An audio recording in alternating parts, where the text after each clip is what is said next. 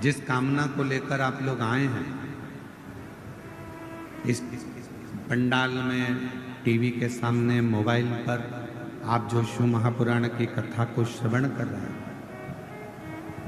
मेरे देवाधिदेव महादेव से यही श्रावण के महीने में प्रार्थना करता हूं, बाबा जो जिस कामना से आया है सबकी झोलियां खुशियों से भर देना।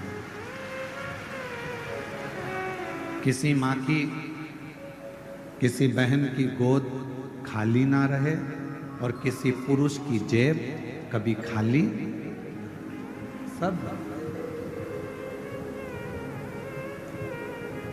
और इसमें मूल है, जो लाखों की संख्या में आप लोग पहुंचे हैं, पंडालों में जगह नहीं है, पंडाल भरे पड़े हुए हैं, ग्राउंड में जगह नहीं है, लोग रोडों पर बैठे हुए हैं, दुकानों में बैठे हुए हैं।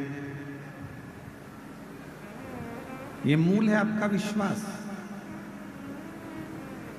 आपका भरोसा।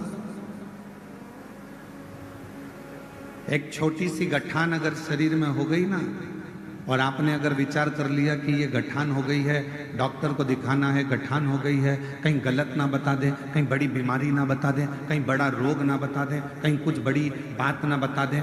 जो व्यक्ति दिन भर अपने लिए गलत सोचता रहता है तो उसको एक ना एक दिन वो बड़ी बीमारी हो ही जाती है।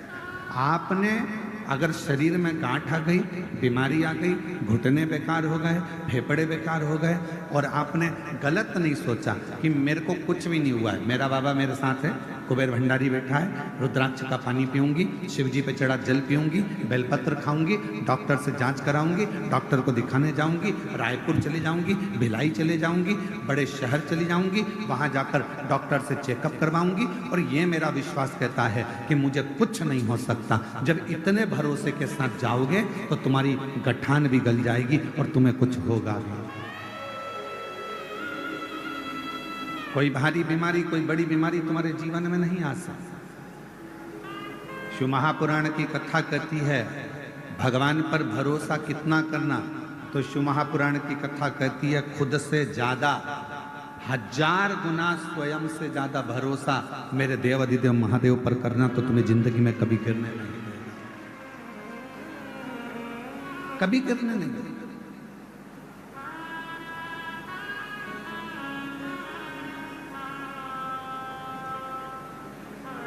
जब हम अपने से ज्यादा, स्वयं से ज्यादा, अपने कार्यशैली पर, अपने कर्म पर, मेरा बेटा बेटियों से निवेदन है जब वो पढ़ाई करें, शिक्षा अध्ययन करें, कंपटीशन एग्जाम में बैठें, कोई एग्जाम देने के लिए जा रहे हैं, कंपटीशन एग्जाम देने के लिए जा रहे हैं, कोई इंटरव्यू देने के लिए जा रहे हैं, कोई परीक्षा देने के लिए, चाहे तुम नीट की परीक्षा दो, चाहे तुम सीए की परीक्षा दो, चाहे तुम जो भी परीक्षा दे रहे हो, उस परीक्षा को अगर देने के लिए बैठे हो और तुम्हारा भरोसा तुम्हारे अपने आप पर है कि मैंने पढ़ाई करी है, मैंने विद्या अध्ययन करा है, मैंने रात दिन एक करा है और रात दिन एक करूंगी, और मुझे मेरे शंकर जी पर भरोसा है, अपनी मेहनत पर भरोसा है कि मैं अब की बार नीट का एग्जाम क्लियर करूंगी, अब की बार सीए का एग्जाम क्लियर करूंगी, तो भगवान देवाधिदेव महादेव आपका वो कार्य पूर्ण कर ही देते हैं जब हमारा भरोसा दृढ़ हो।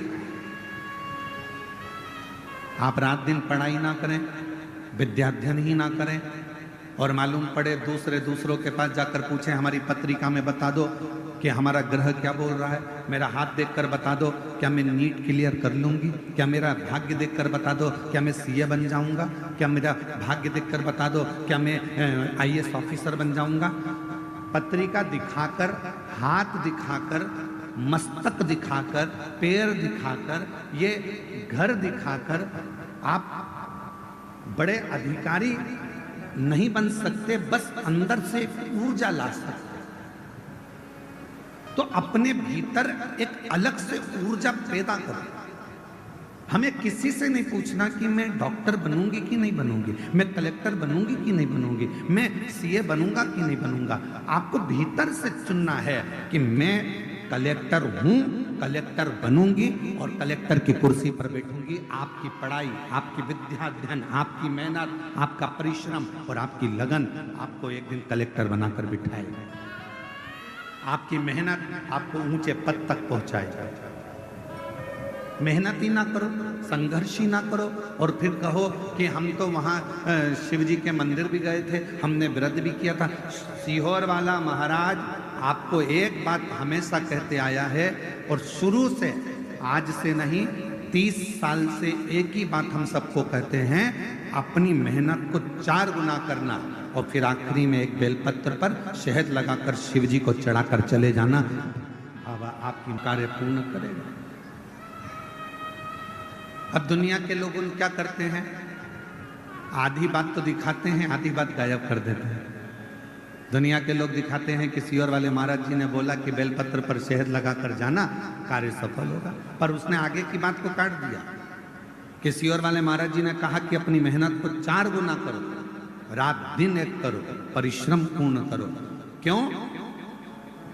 क्योंकि हमारे मेहनत पर हमको खुद को भरोसा होना चाहिए, विश्वास।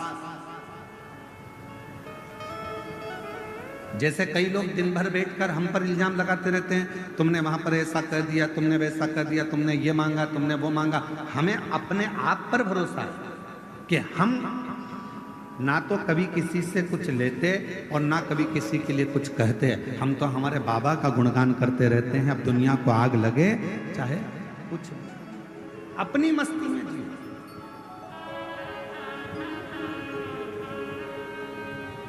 जो नहीं पढ़ता, जो विद्या अध्ययन नहीं करता, जो पढ़ाई नहीं करता, तो हम कुछ भी बोलेंगे ना, उसमें से वो गलती छाटे।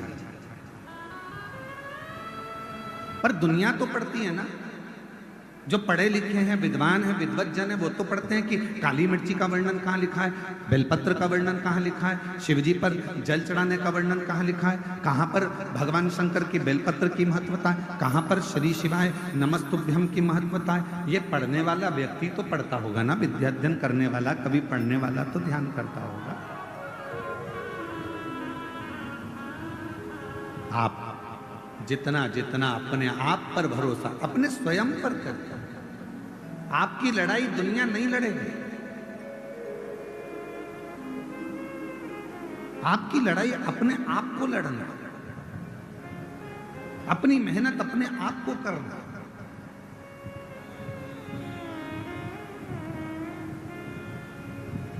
पुलिस प्रशासन, छत्तीसगढ़ पुलिस हमेशा रोडों पर, चौराहों पर छत्तीसगढ़ पुलिस के जवान खड़े होकर एक बैनर लगाकर आप लोगों को सूचना देते हैं कि नशा कर कर गाड़ी मत चलाओ। छत्तीसगढ़ पुलिस ये चाहती है कि आप नशे से मुक्त हो। छत्तीसगढ़ पुलिस चाहती है कि आप नशा ना करें।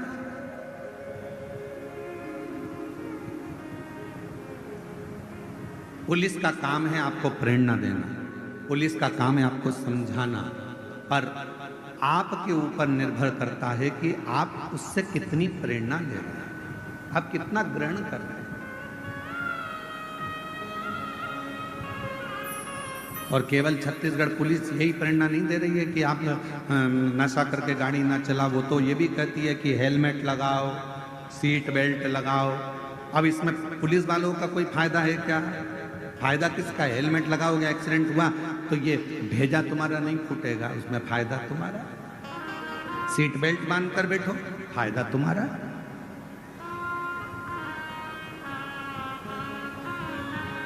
शिव महापुराण की कथा सुनने में लाभ किसका है? आपका। आपने अगर इस कथा में से कुछ सीख लिया कि शिवजी पर जल ऐसे चढ़ाना है, शिवजी पर दुर्वा ऐसे चढ़ाना है, शंकर जी पर ऐसे भगवान की भक्ति करना है, दक्षिण में खड़े होकर उत्तर की ओर मुख में जल चढ़ाना है, शंकर भगवान को कनेर का पुष्प रोली और हल्दी मिलाकर चढ़ाना है, अगर आपने तरीका सीख लिया, जैसे पुलिस कह रही है कि नशा कर कर गाड़ी मत चलाओ, उसी तरह शिव महापुराण भी तो कहती है कि अपने धन का नशा कर कर, अपनी सुंदरता का नशा कर कर, अपने ज्ञान का नशा कर कर आप बहुत लंबे चल नहीं सकते, एक्सीडेंट हो जाएगा। इसलिए इस अभिमत्ता के नशे को दूर करिए। आप इस अभिमत्ता के नशे को दूर करने का प्रयास करें। स्वयं उस घर, स्वयं। गायत्री परिवार वाले हमेशा कहते हैं हम सुधरेंगे जम के बोलो, हम सुधरेंगे, युग सुधरेगा, हम बदलेंगे। कितनी सुंदर बात गायत्री परिवार वाले कहते हैं कि हम बदलेंगे तो युग बदलेगा। पर आज का जमाना उल्टा है, सास बहू को बदलने में लगी और खुद नहीं बदल रही। आज का जमाना उल्टा है, बहू सास को बदलने में लगी है, खुद नहीं बदल रही। बेटा बाप को बदलने में लगा है, बेटा खुद नहीं बदल रहा। बाप बेटे को बदलने में लगा है, खुद नहीं बदल रहा। स्वयं को भी तो बदलना पड़ेगा। आज के जमाने में बड़े बड़े लोग प्रवचन देते हैं, बड़े बड़े ज्ञान की बातें करते हैं और स्वयं नहीं बदल पाते। अपने आप को बदलना चाहिए। हम सुधरेंगे, आवाज नहीं आई, जरा दम के बोलो, हम सुधरेंगे, हम बदलेंगे भारत माता की। तो ये हमारे जीवन का गायत्री परिवार वाले बात कहते हैं कि हमें सुधरना, हमें बदलना। और हम दुनिया को बदलने जा रहे हैं, खुद को नहीं बदल पा रहे।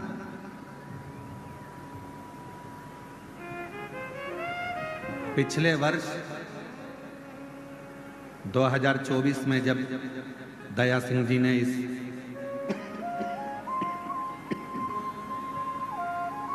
जयंती स्टेडियम में शिव महापुराण की कथा करवाई थी दया सिंह जी, कई लोगों ने यहाँ से मदिरा छोड़ी थी, कई लोगों ने मांसाहार छोड़ा था। यहाँ तक कि पुलिस विभाग के एक बहुत बड़े अधिकारी ने भी अपना मांस का सेवन छोड़ दिया अपने। और उनको आज भी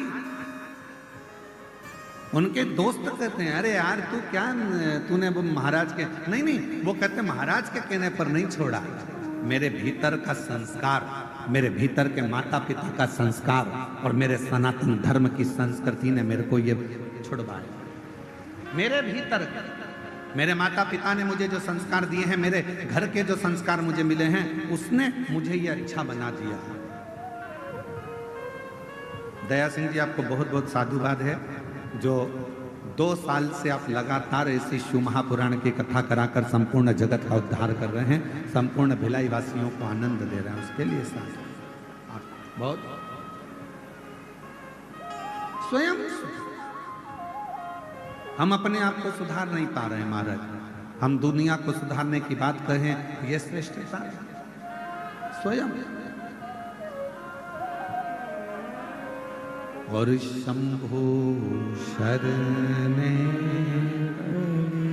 मांगू घड़ी रे घड़ी, दुख काटो दया करी न दर्शन आपो। शंभो शरणे मांगू घड़ी रे, दुख काटो दया करी दर्शन आपो। स्वयं को बदलना पड़ेगा और ये निश्चित है। सास बहू को ना बदले, स्वयं बदले। बहू सास को ना बदले, स्वयं बदले। जेठानी ये ना सोचे कि मुझे देवरानी को बदलना है, जेठानी खुद बदले। देवरानी ये ना सोचे कि मेरे को जेठानी को बदलना है, देवरानी खुद बदले।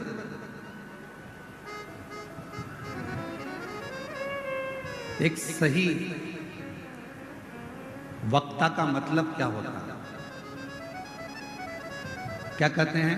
शिव पुराण के वक्ता हैं पंडित प्रदीप मिश्रा, भागवत पुराण के वक्ता हैं श्रीमान, रामचरितमानस के वक्ता हैं। किसी ने कहा वो इतने बड़े वक्ता हैं, किसी ने कहा वो ऐसे वक्ता हैं कि राष्ट्र पर बोलते हैं, किसी ने कहा वो वक्ता है। वक्ता का मतलब क्या होता है? केवल बोलने वाला, केवल ज्ञान देने वाला। वक्ता का मतलब केवल बोलने वाला नहीं होता। वक्ता का मतलब ये होता है कि जब कोई वक्ता अपनी व्यासपीठ से बोलने के लिए बैठे और जितने लोग उसको सुनने के लिए आए, उनका वक्त बदल जाए तो समझ लेना कि वक्त आ गया।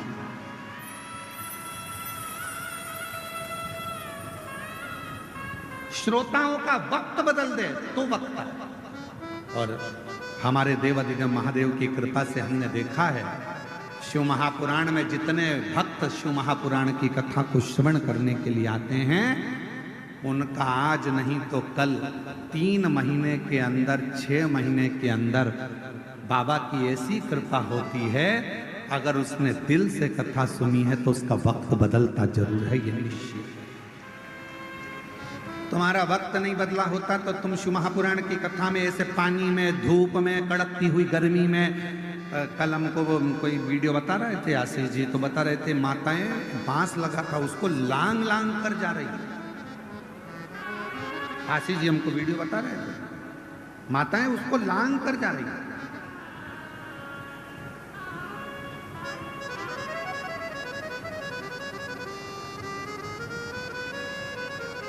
ऐसे और वीडियो शायद यहाँ के यूट्यूबरों का, सोशल मीडिया वालों का, वो बता रहे थे कल कि माता लांग कर जा रही हैं गुरु।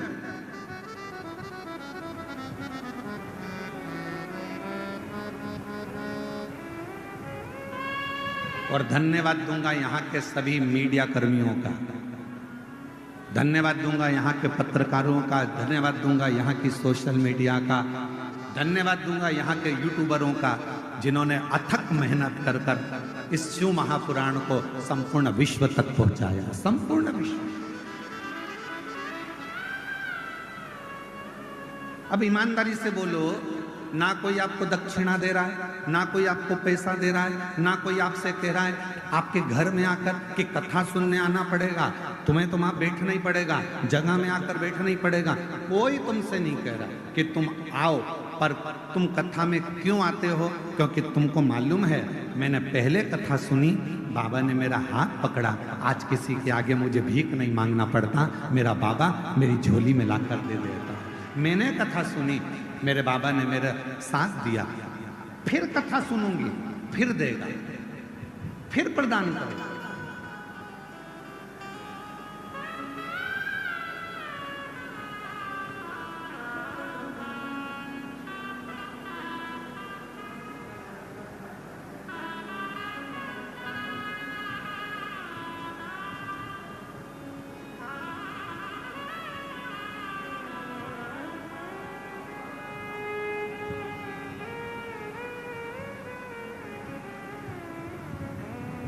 मेरा बाबा फिर देगा, मेरा बाबा फिर देगा।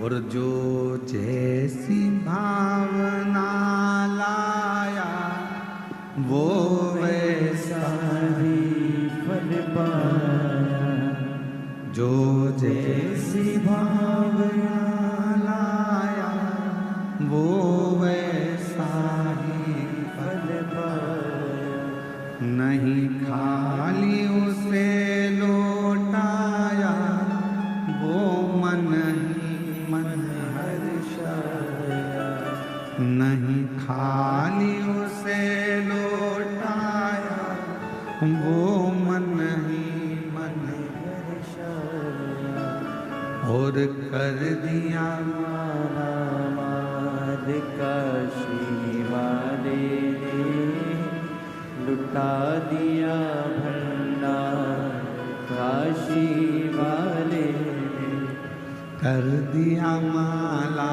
माल काशी वाले, लुटा दिया भंडार काशी वाले,